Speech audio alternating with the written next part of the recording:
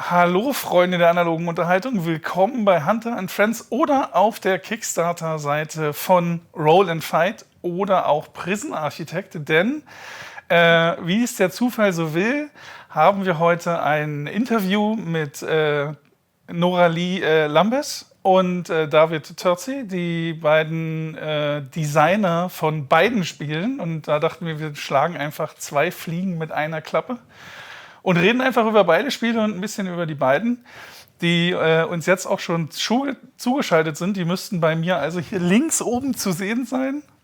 Welcome Noralie and welcome Dávid. Und wir werden das Interview in Englisch führen, weil das Deutsch nicht so ganz ausreicht. Ich versuche ab und an was zu übersetzen, damit wir das entsprechend mitkriegen. Ich fasse das dann ein bisschen zusammen. Ja. Welcome. Thanks for being here and taking the time in the middle of the day. I was notified that you, Noralie, are pretty new to the designer area, but I think you always had a bit of say in Dávid's designs when he's brainstorming his head out of on something. Yes. These 2 games are the first real design work I did, but before that, Dávid always came to me with any questions he had or times he was stuck, because I was good at helping him, and then I thought it was about time to actually design something. And she's very good at winning games, so whenever I think my work is done, I make her beat me at my own game, and if I hate that, then my work is not done. Ja, also Noralie hat vorher schon das ein oder andere Spiel mal so ein bisschen ausgeholfen, wenn Dávid nicht weiterkam. Aber jetzt ist sie so aus dem Schatten getreten und hat hier einfach mal die springenden Punkte und Ideen gehabt. Und Dávid sagt auch, seine Arbeit ist eigentlich getan, ja, weil Noralie ist jetzt komplett dabei und sie gewinnt auch in allen Spielen, vor allen Dingen auch seinen Spielen. Das heißt also, da sie besser ist als er, kann er das getrost abgeben oder sich da ein bisschen inspirieren lassen mit neuen Ideen. So, Roll and Fight and Prison Architect are non-usual themes, actually. How come that you choose these two games? Well, I'll start with Roll and Fight, because as you can see from the backdrop, Vengeance by Gordon from Mighty Boards.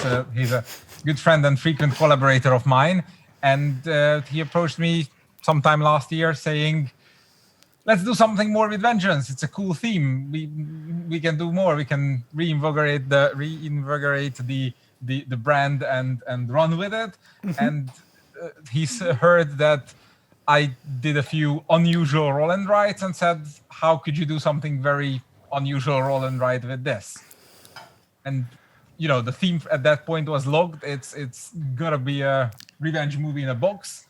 and my work was to find the unique hook. And when I got stuck on how to make that work, I turned to Noralie and said, how would that work? So the theme in that case was completely given to us, and Nora will explain how the theme in the other case was completely given to us. Yes, Just a second, I will just translate the first part of this. So, das Thema für Roll and Fight war also gegeben, weil Gordon, der Chef von Mighty Boards, auf Dávid zukam und sagte, du hast so das ein oder andere Roll and Fight gemacht, was auch ein bisschen außergewöhnlich ist.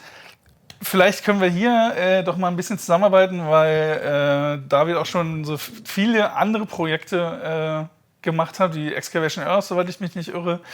Und hat da einfach mal die Notiz bekommen, wie er das dann inspirieren kann. Und hat da dann angesetzt und hat sich da ein bisschen ausgetobt und hat jetzt Roll and Fight ins Leben gerufen mit seiner Frau. Ein Prison Architect? How came it to be? Prison Architect is from another publisher Dávid works with, PSC, as you can nicely see on the box. And PSC Games was working on a collaboration with Paradox.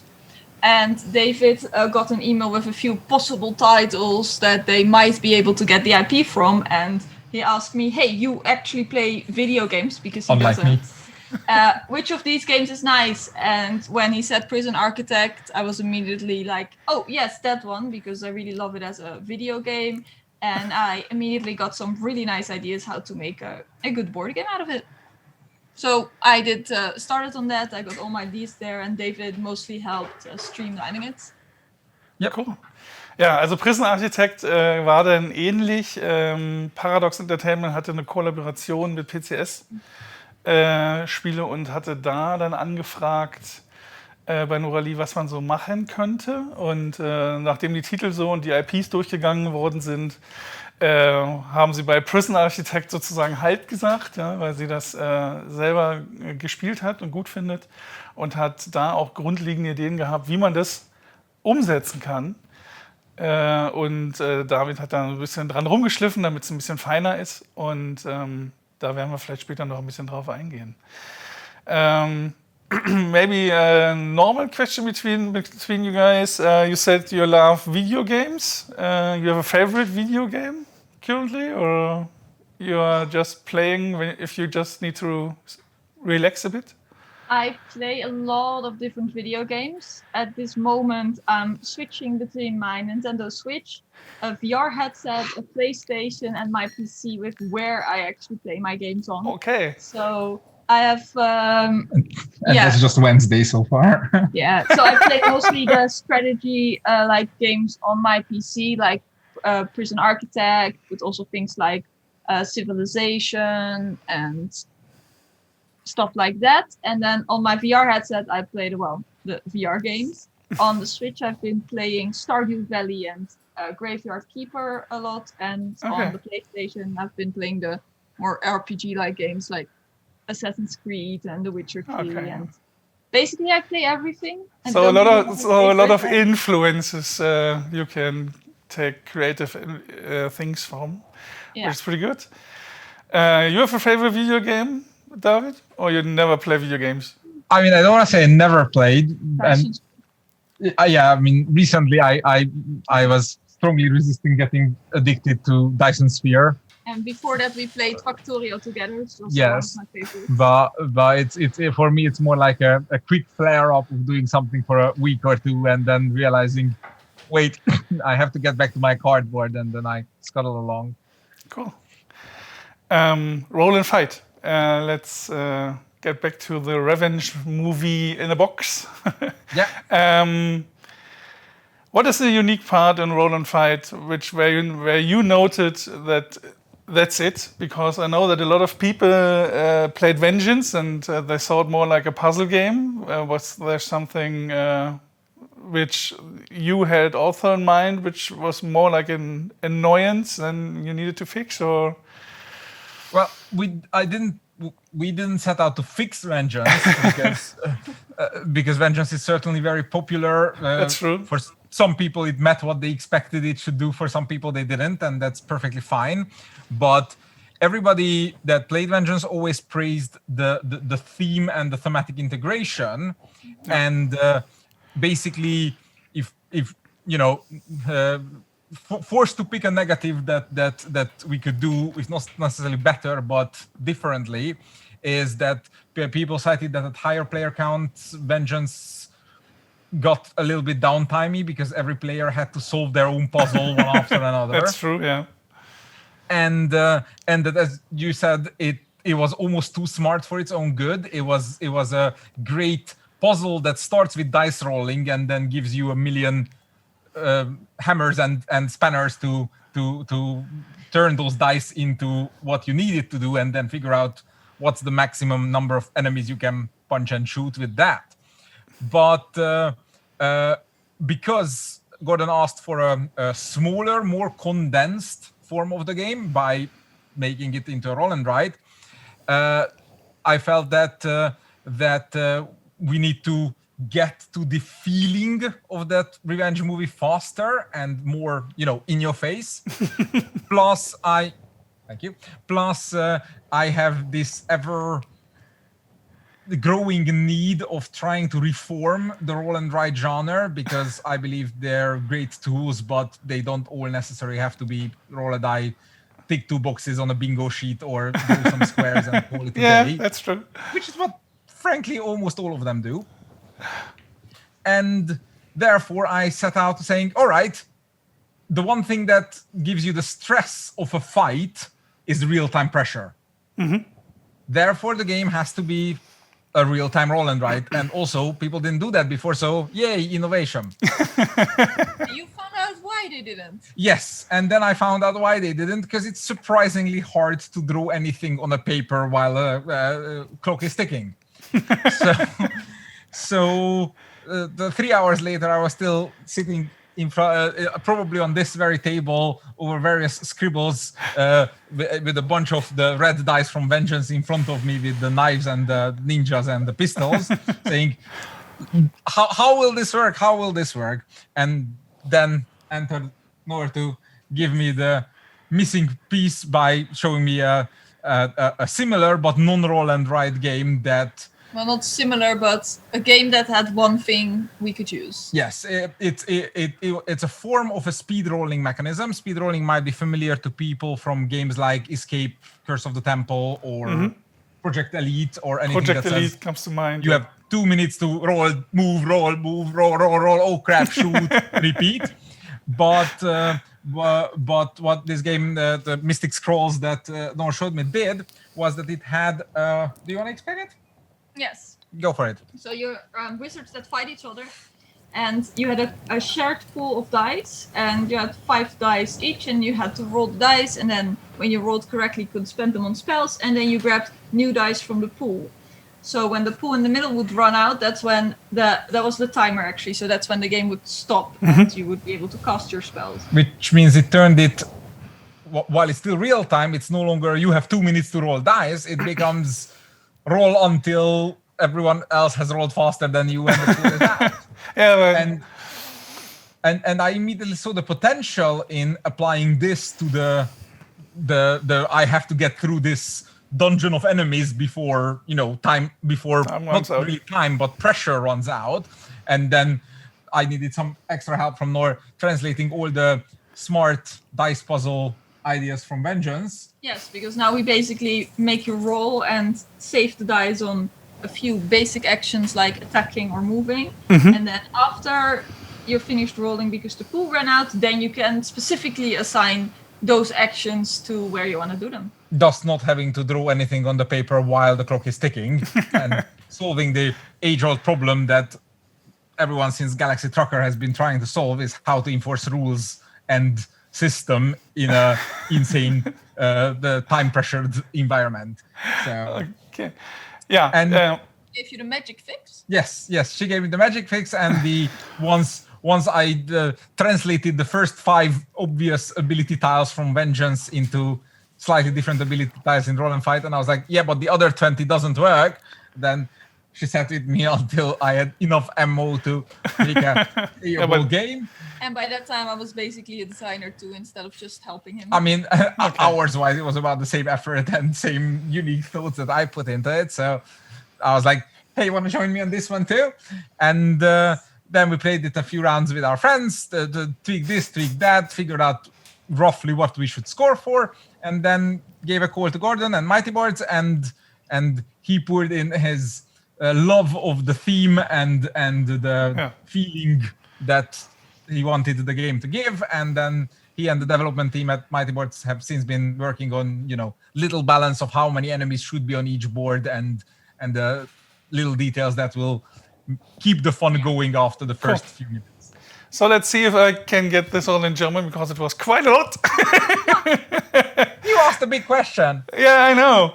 Und wie ist es komplett entstanden? Es hieß nicht, dass wir Vengeance reparieren wollen, weil Vengeance, so wie es ist von vielen geliebt. Es hat halt höchstens etwas Downtime, wenn man das zu viert spielt, aber das Puzzlige gibt's dort immer noch, und was hat aber so ein Roll and Write, wenn man das machen möchte, und wenn man das Thema machen möchte. Und ein ganz wichtiger Aspekt dabei ist, wenn man in so einer Kampfszene ist, dann hat man ja eigentlich immer Zeitdruck. Was kommt wie? Das ist halt nicht immer, wie man es so im Film sieht, wenn man es so plant wahrscheinlich, ja. Aber am Ende kann man die Geschichte genauso erzählen. Das heißt also, wir haben Würfel in der Mitte vom Pool. Ihr könnt dazu auch gerne das Let's Play angucken, was ich mit Alex gemacht habe.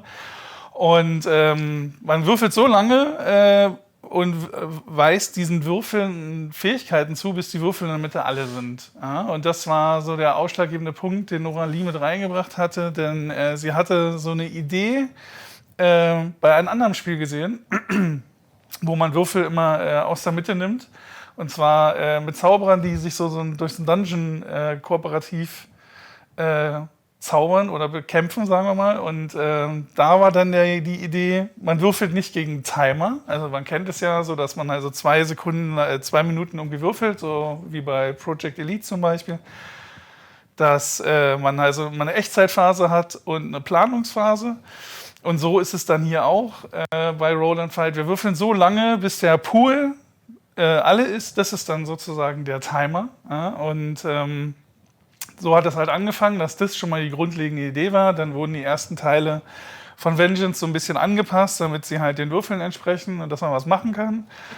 Und die Pläne, die wir hier auch haben, die schönen Dents, ja, kann man dann ab und danach entspannt planen. Und man merkt dann ab und zu auch so, dass man vielleicht nicht richtig geplant hat. Und dann muss man mal gucken, was das Beste ist, was man so getan hat. So ist es halt in echten Situationen. Das passiert öfters mal was halt nicht so sein sollte, wie es ist. Ich glaube, I think I got it.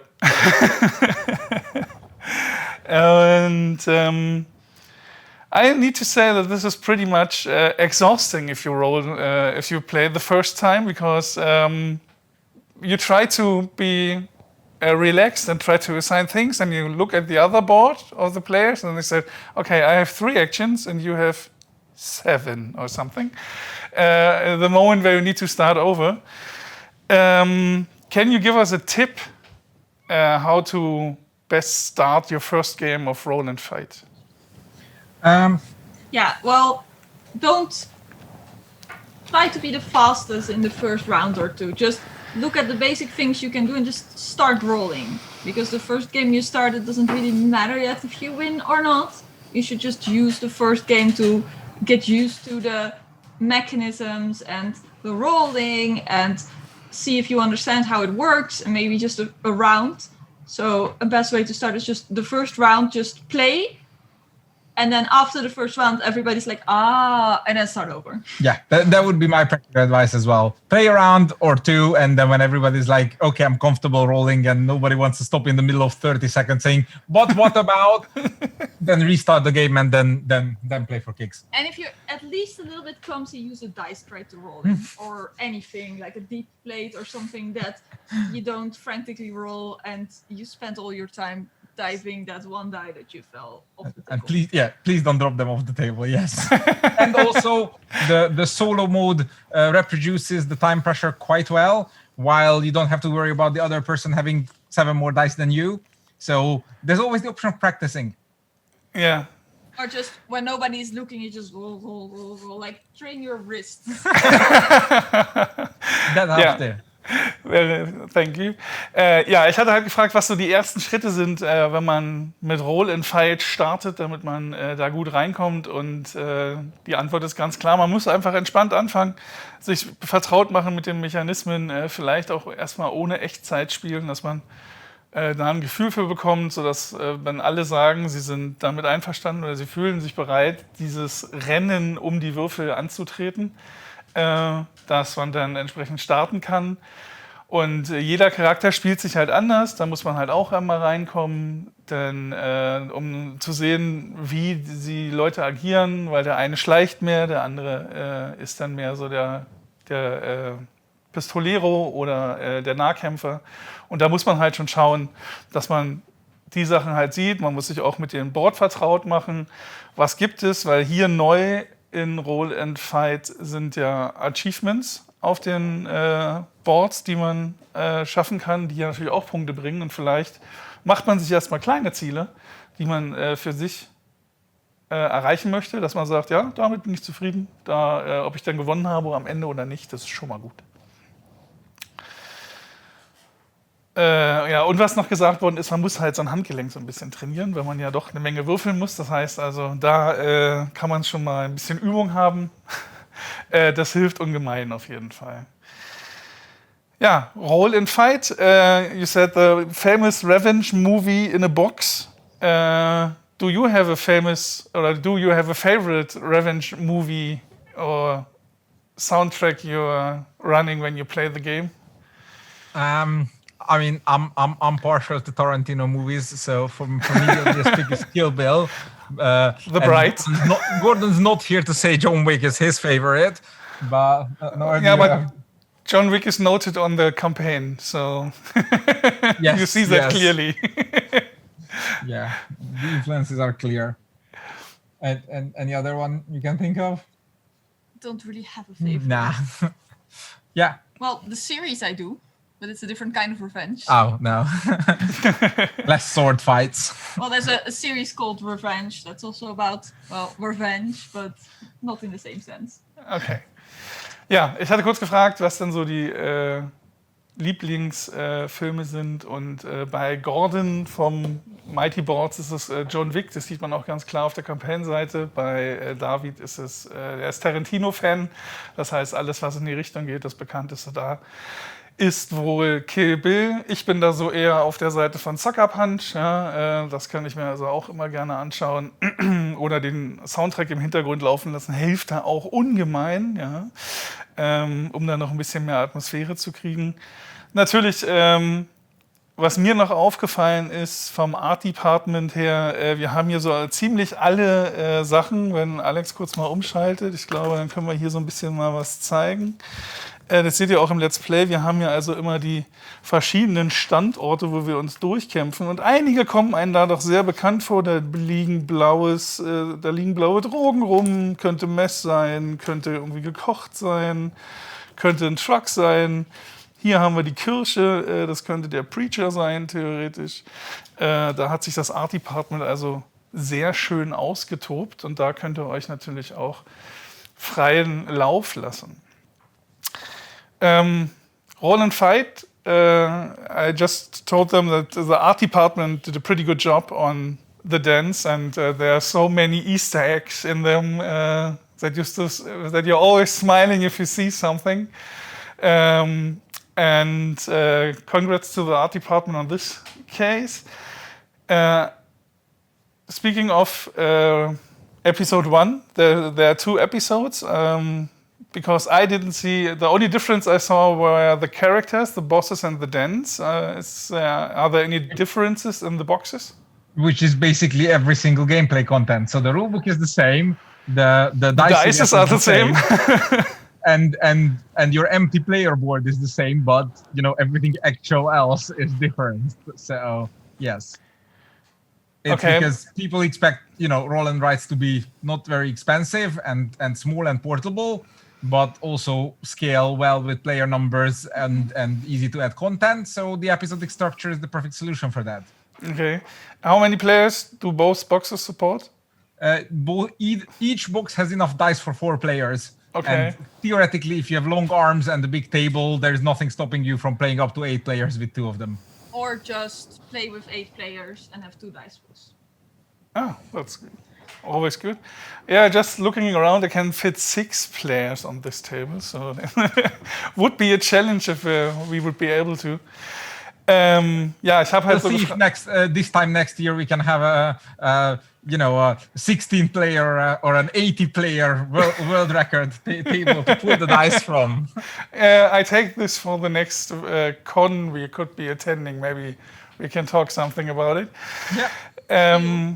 Ja, ich hatte nur gefragt, was nun die Unterschiede der Boxen sind. Und die sind, außer dass es dieselben Regelhefte sind und dieselben Würfel, die drin sind und Marker und das Spielerbrett, was neutral ist, sind die komplett unterschiedlich. Das heißt, wir haben 4 Charaktere, die sich alle ein bisschen anders spielen.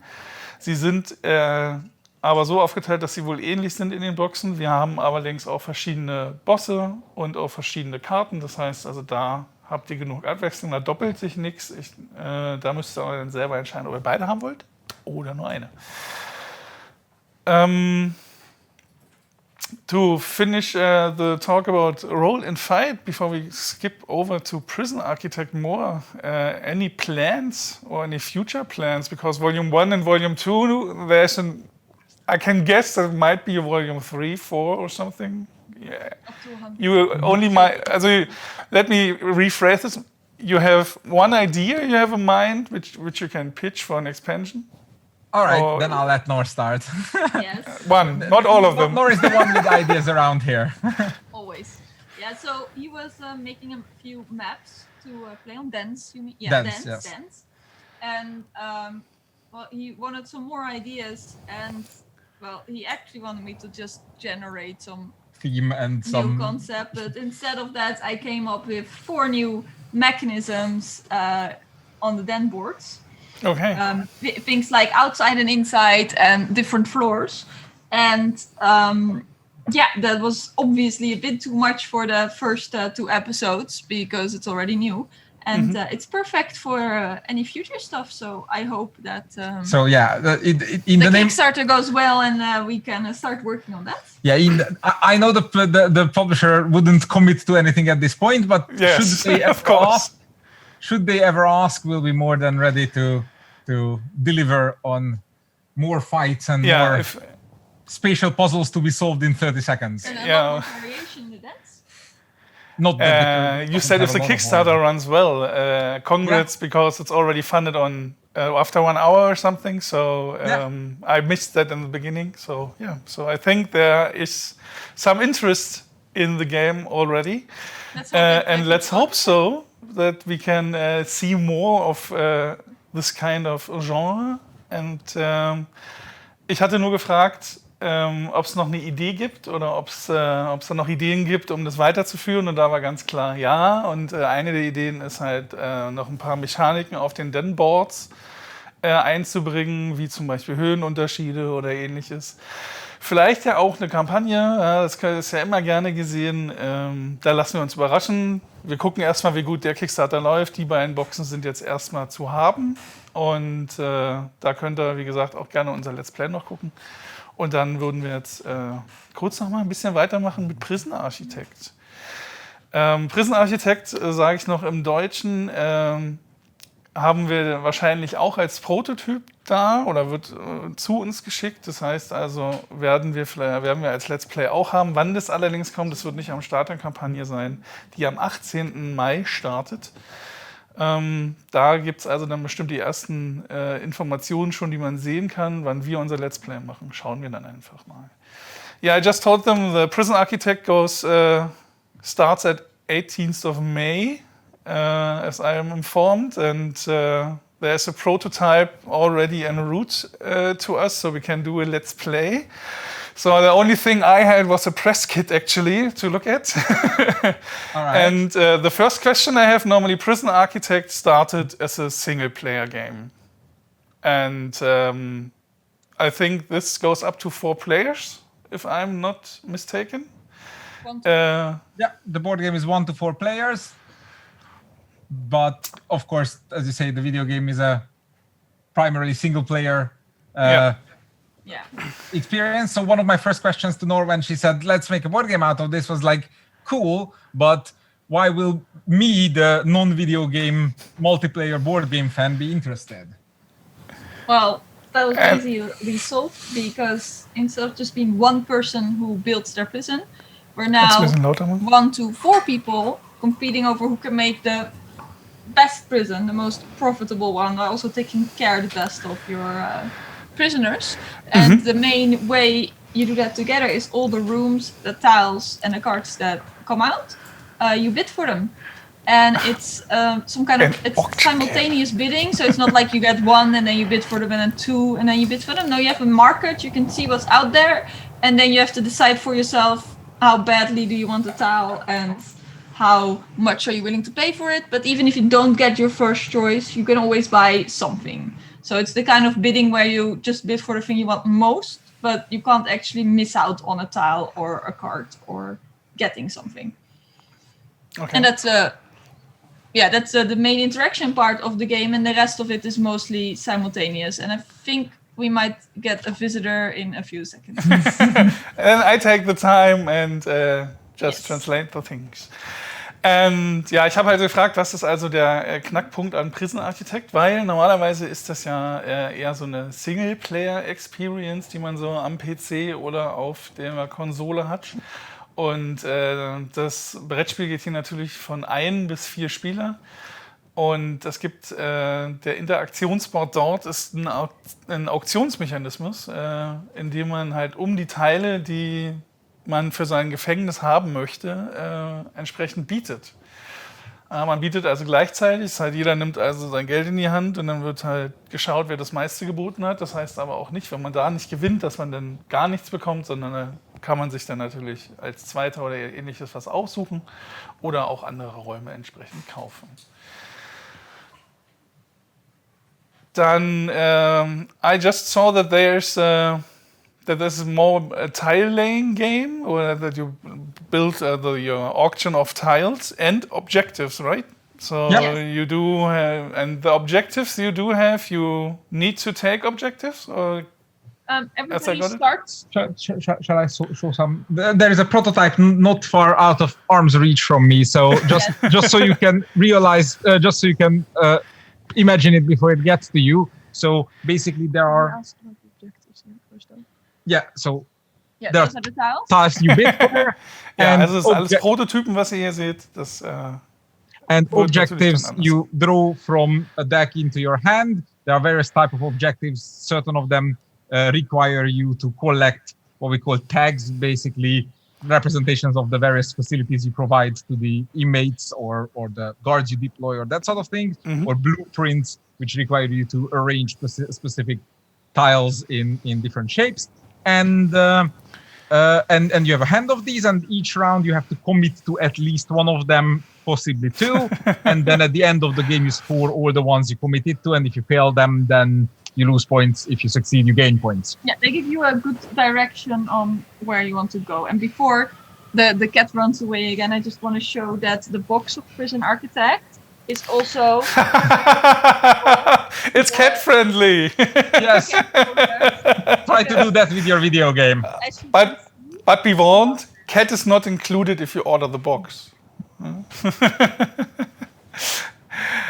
Ja, also auch noch so ein kleiner Kniff ist, während man sein Gefängnis, ist das Wort, das ich gesucht habe, baut, ist, dass man am Ende der Runde immer Aufgaben zieht, 2 oder mehrere, und davon muss man mindestens eine behalten. Das heißt also, da sind Blaupausen drin, wie das Gefängnis auszusehen hat, bestimmte Richtwerte, wie viel Sicherheit man für welchen Raum braucht und dass das gegeben ist. Und je mehr man davon natürlich schafft, ja, und das bedeutet auch, dass ich bestimmte Räume wahrscheinlich mehr brauche als andere oder dann teuer erkaufen muss durch die Auktion, der hat am Ende mit den Punkten gewonnen.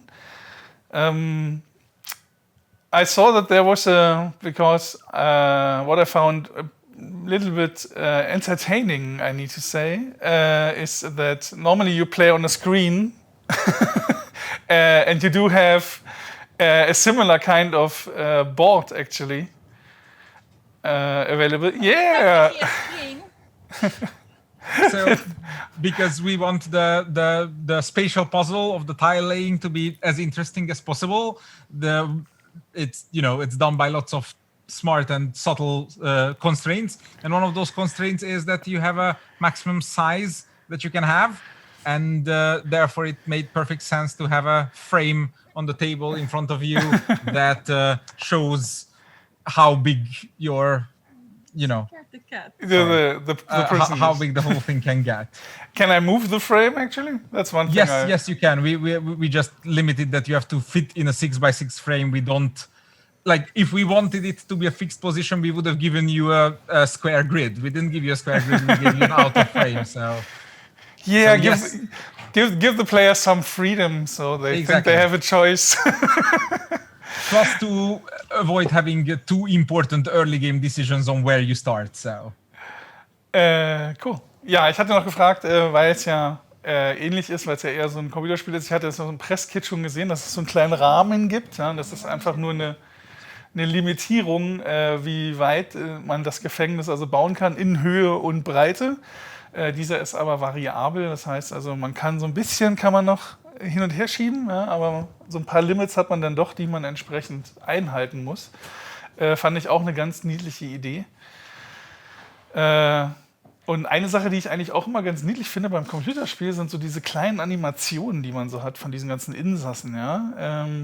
Da muss ich gleich mal fragen, wie das hier noch so aussieht. In Prison Architect in the video game, you normally have so small cartoony people walking around. How is the graphics noted in the game here? Because this is, I think, one of the major things Well, still, that attracts people. Still small, cartoony. I don't think it's not being Cool. Clear enough, but you can see Yeah. we used almost all the artwork of the video game, so the art is going to be exactly the same. It's exactly the same as the same IP. Ja, also die Grafik, also die Grafik, die genutzt wird, ist natürlich von der IP von Paradox Entertainment. Komplette Grafikstile, die auch im Videospiel vorkommen. Das heißt, da ist auch 1:1 alles gegeben. Noralie hat diese gerade in die Kamera gehalten, aber ich glaube, es könnte, wenn ihr auf der Kickstarter-Seite dieses Video seht, dann seht ihr wahrscheinlich oben auf der Beschreibung schon oder irgendwo hier auf der Seite auch, wie die Teile aussehen werden. Und da kann man sich also dran halten, weil alles, was ihr bei uns derzeit seht, ist alles Prototyp. Dum, dum, dum, dum, dum. You can see the bits that the art is exactly as in the video game. Even the specialists or the employees. Cool. Yeah, very nice. I'm looking forward to it, actually. Even if I find it a bit odd to build a prison, which is why I never got into the video game itself. But somehow I was drawn to the idea to building something. But let's see how the board game will do. Maybe it will get me to buying the video game as well. Let's see. Well, we're definitely trying to bridge the audiences here. Yeah, Yes, and of course. Even for the video game, for me the theme felt a bit weird too in the beginning. But yeah, it's mostly like any other game of that type. It's a management game. It's a build game. It's a management game. And since the biggest goal is also to just take care of the needs of your prisoners and everything, you can just do that in any way you want, and you can even make in both the video game and in the board game a luxurious prison that's closer to a hotel than an actual prison. So And Norwegian style, that's how they call it, right? and in the board game we both tried, and I think we succeeded in even further accentuating it, because the as Noah said, the video game is first and foremost an economic simulation with some building and planning stuff. But because this is a board game and you have to score victory points for something, it was mostly up to us what and how we incentivize things. Okay, And cool. we definitely put the emphasis on rehabilitation, on taking care of the needs of your prisoners, and like you'll get a reviewer copy for soon, and since then money is scoring even less. Yes. So Yeah, we changed money is mostly used to actually buy the stuff in the game, but you win by taking care of the best of your prisoners. yes, so think of it as spending your budget wisely and less as being the evil corporate magnate Always. hoarding the money. That's what the wizards always say, to make a wise choice, actually. Right? Ja, ich hatte gefragt, dass ich ja mit dem Computerspiel so erstmal ein bisschen nicht warm geworden bin, weil so ein Gefängnis bauen und so war nicht so meins, obwohl ich halt von diesen Cartoon-Sachen immer angezogen bin. Und dann ist das Thema auch so im Brettspiel. Allerdings ist es im Computerspiel mehr so eine Ökonomie-Simulation. Das heißt, wie halte ich das hier? Wie viel mache ich das meiste Geld mit meinen Insassen und damit die nicht ausbrechen? Hier im Brettspiel haben die es noch ein bisschen freie Hand gehabt, und hier gibt es also auch Rehabilitationsmöglichkeiten, wie behandle ich meine Insassen, weil es geht ja um Siegpunkte. Das heißt, also alles gibt entsprechend Siegpunkte und Geld ist am Ende, haben sie jetzt gesagt, sogar ein bisschen weniger wert als die Rehabilitation. Das heißt, also man kann, wenn man möchte, auch gerne so eine Art fast Luxushotel für seine Insassen bauen, damit sie natürlich danach wie die neuen strahlenden Bürger wieder auf die Straße kommen und auch entsprechend dann Siegpunkte generieren, was natürlich komisch klingt, aber das ist bei einem Spiel leider so. Klingt auf jeden Fall sehr lustig und da freue ich mich umso mehr auf den Prototypen, der dann vielleicht demnächst ankommt. How long did it take to design something like Prison Architect? Because it sounds more complex or more in a wider range, actually, I would say. Well, the designing itself is not necessarily the thing that takes the longest, but because for me, coming up with the ideas and like making a game was really easy. Only the part that takes the longest, and it's actually really hard to pin down how long that will take with any future game, is the playing it, finding out what doesn't work yet, and then fixing it. And depending on the game, you only have to play it twice and then fix it twice, and then it's almost perfect. And other games, they take a lot more work, and especially when you try to turn a video game into a board game, there's a lot of things that you want to do but you can't do, because video games have a lot of behind the screen stuff happening and upkeep. And in a board game, you don't want to have a round of 15 minutes where you have to recalculate everything that normally a video game would do for you. So we, in this case, started with a lot of incorporation of the video game, and then we had to slowly like trim stuff and take small things out just to make it also fun as a board game. Because to have to grab a calculator and a pen and paper and then spend half an hour or more calculating your score at the end of the game is not fun. Yeah. Which is a problem we used to have a few months ago, yes. Calculating 30 minutes just to see, no, I lost by points, damn it. So, yeah, I can do you want to translate or? Yeah, I will translate. Ich habe gefragt, was denn wie schwierig denn es eigentlich also wie schwierig es ist, so ein Brettspiel wie Prison Architect denn eigentlich zu entwerfen. Und das Problem ist nicht so das Entwerfen eher, weil die Idee ist ja da schon gegeben, weil man ja von einer IP kommt. Wichtig da ist halt nur zu gucken, was funktioniert nicht. Das geht bei manchen Spielen vielleicht schneller als bei anderen. Aber sobald man an diesem Punkt ist und was halt diese IP ist, das kommt ja vom Computerspiel und da passiert sehr viel im Hintergrund, was halt der PC oder der Computer selber berechnet. Das heißt also eine Menge Upkeep-Sachen, die passieren also auch zeitlich. Das heißt, wie viel Geld man braucht, wie viel Essen oder was auch immer.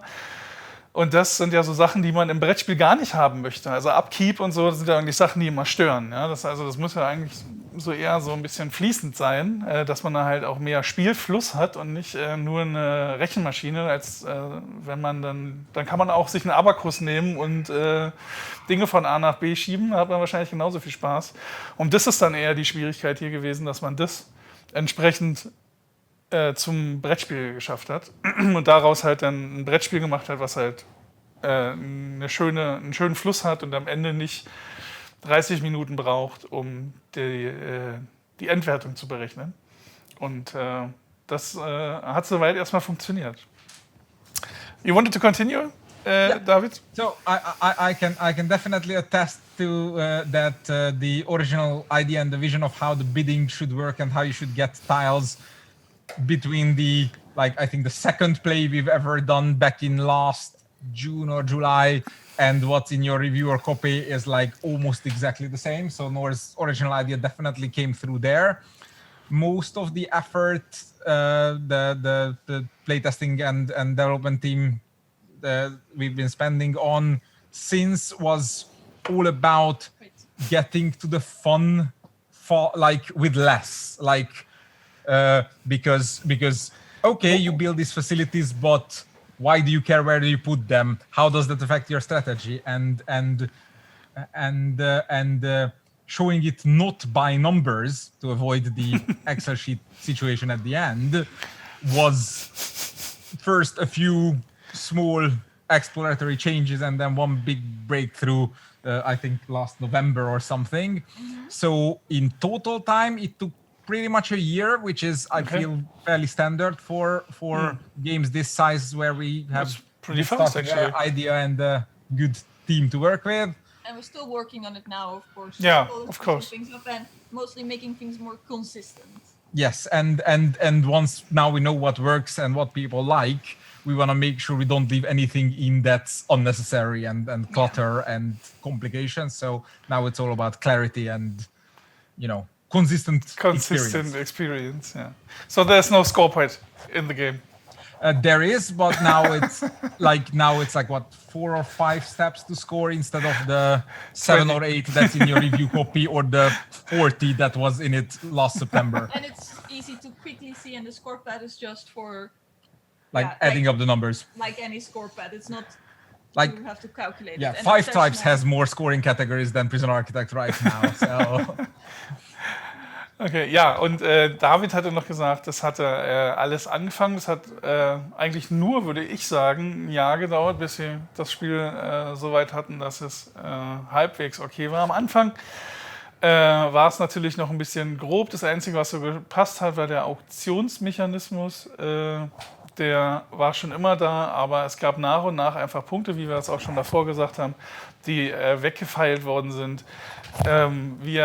Wie man dann sagt, Moment, ich muss den Knopf nochmal wieder ins Ohr packen. Wie man sagt, wie kriege ich den Spaß jetzt wieder ins Spiel, ohne dass es halt eigentlich ein mathematisches Rätsel ist.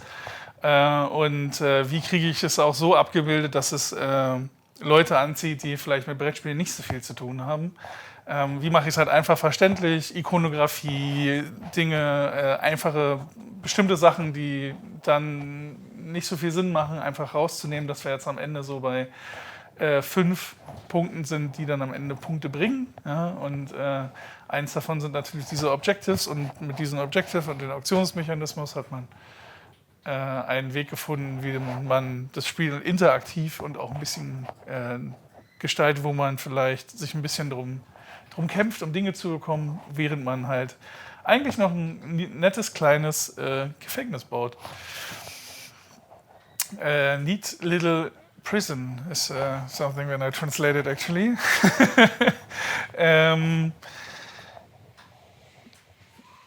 Given the fact, if I don't know how many things there's, I know there are a lot of DLCs for Prison Architect. Are any of known or any major points from Prison Architect in the game, which people who play Prison Architect online will find in the game? Yeah, I see you're trying to pull out some spoilers from me, but that ain't gonna work. Wait, he said also, yeah. There are expansions. We might have included some update stuff, and well, we'll see if the expansions will get incorporated if it goes well enough. I mean, Nora is never short for ideas, so. No, I don't. What I normally wanted to say, not if there are more ideas. You always have more ideas. I know that. There's a lot of things we can do with the expansions, and for players of the video game, they will see that they will recognize a lot of things that are in the board game, because, well, I was really careful of that. It was really important for me to keep the spirit of the video game in the board game, and, well, for Paradox also. And, yeah, they might even find some nice Easter eggs, so who knows? Ja, also auch hier haben wir einige Easter Eggs, wie man schon sagt, versteckt im Prison Architect, die wir also im Brettspiel finden können. Und da werden wir also vieles wiedererkennen von den Sachen, die auch im Spiel selber vorkommen. Es sind natürlich Notizen gemacht über die DLCs, die es gibt. Da wird natürlich nicht alles bei sein, und je nachdem, wie der Kickstarter läuft, ist es ganz klar. Kommt vielleicht das eine oder andere Goodie hinzu, man weiß noch nicht. Ideen haben sie bestimmt, ja, da sind sie auch ein bisschen verschlossen, das ist auch okay so. Dann können wir uns noch mehr freuen, falls es dann nämlich noch weitergeht. Ich hatte jetzt nur mit dem Garten und sowas gesehen, sowas würde ich mir freuen, in meinem Gefängnis noch ein bisschen was mit dem Garten zu packen. Ja, scheint also ein sehr schönes Spiel zu sein. Wie gesagt, wir haben es noch nicht, deswegen kann ich auch nur davon ausgehen. Ich freue mich auf jeden Fall drauf, dass wir uns das mal anschauen. Ich gehe jetzt noch auf ein paar generelle Fragen über, denn die beiden werden ja auch das eine oder andere noch haben, was sie vielleicht gerne machen würden. Talking about the games, which is pretty into a niche of something. Talking about yourself, you have a theme you would like to put into a board game at some stage, which you're a fan of?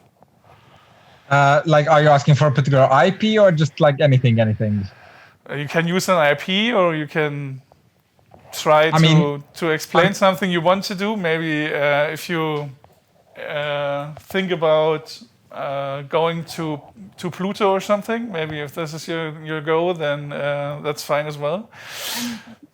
All right. Yeah, so one thing, idea we have been toying with but haven't quite grasped yet is like a completely asymmetric game. Remember? Remember? Yeah. We've been talking about it, but we couldn't quite find it out, where you still interact a lot as players and not necessarily in the ways that games like Root do it, where you just compete, because that's more the same, but where every player has their own thing they do and like the same places they interact with, but in different ways. Mm-hmm. And we've been toying with that idea a bit, but so far nothing complete has come out. So the reason for my bewildered look is that I'm at any point toying with about 20 ideas, and it takes me a while to remember which one we're talking about. Just grab one. Unique idea, because the other ones are more theme ideas, and this is like an actual mechanic idea. Yeah. So yeah. You remember now, right? It sounds a bit like Merchant Cove. I heard something about that. Where Merchant Cove, was it? Where everyone is playing his own game, but in the end plays the game against each other. Yeah, but that sounds a bit different still. Okay. Maybe. You know. I hope not. We'll be here soon, because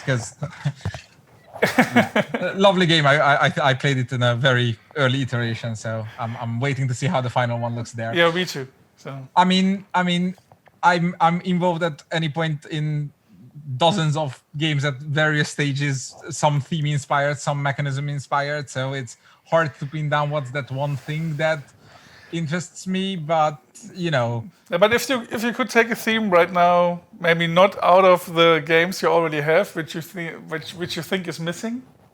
Well, which you would like. I mean, my other passion besides board games are the space sci-fi TV series. So anyone wants to throw either Babylon 5 or a Stargate SG-1 license at me, then I'll be waiting with open arms. Babylon 5. I remember the trading card game of it, actually. Not a long time ago. Another long time ago, ja. Ich hatte halt gefragt, was sind so die Ideen, die man so hat, die Themes, wenn Sie jetzt noch was machen könnten. Und Sie haben, das eine ist, Sie haben so eine Idee für ein komplett asymmetrisches Spiel, wo jeder eigentlich komplett anders spielt. Da ist noch eine Idee, und wenn es darum geht, was es an Thema gibt, ist Dávid immer dabei, wenn es um Sci-Fi und Space geht, und das heißt also, wenn es um Serien geht wie Babylon 5 oder Stargate, da lässt er sich gerne für bereitschlagen, würde ich sagen. Also wer da ein Angebot hat, kann sich da gerne bei Dávid melden. Yeah, I think we are pretty timey. We have a good enough an hour now. Are there any questions of your side, actually? I think we said most of the things we wanted and could say about Roll and Fight and Prison Architect. So I hope everyone will check out both campaign pages and Definitely do. Yeah. Yeah. And the other couple of dozen games I'm involved in both months. So.